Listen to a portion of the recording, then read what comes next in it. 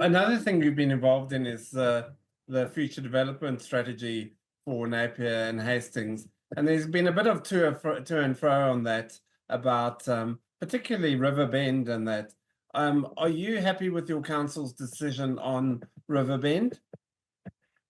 So we haven't made a decision on Riverbend yet. All that we've decided is that we would include it in the consultation document. Yeah, that's what I mean. Because we want, that's right. We want to hear the views of our community. What I am confident in is the extensive work that our council officers have done with the landowners at Riverbend Road around what mitigation measures would be required before they could develop there. So what would have to be done by those landowners in terms of flood mitigation, etc. We've been working with them for over 3 years. The level of detail they've provided us is actually at resource consent sort of stage. So that was the basis for me personally to decide we do need to include that piece of land in the consultation on the future development strategy. Because regional council is not keen on it at all, and they've actually taken it out in their proposal. But do you see it being in the end, in the final? Do you see all councils agreeing to it, or the regional council and you? Well, it will ultimately come down to the final decision of the three councils once we've received submissions.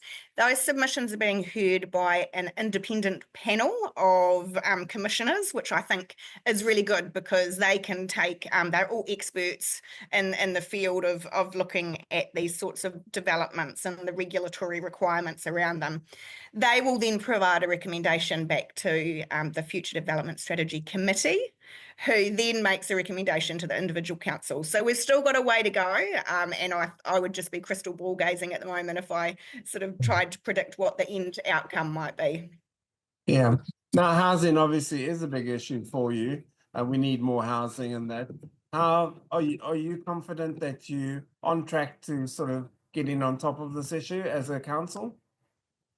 Yes, absolutely. And we're only one, obviously, of the parties involved in developing the necessary houses we need here. But we're also, alongside the future development strategy, we've been looking at our district plan, which is one of the other tools that we use to plan for growth in the city. And here in Napier, we don't have a lot of land. So one of the sort of key components of our planning around growth is intensification.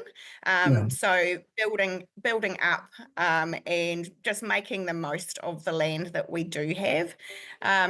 We're about halfway through consultation on our draft district plan at the moment, and we've been getting some good positive feedback on the intensification strategy.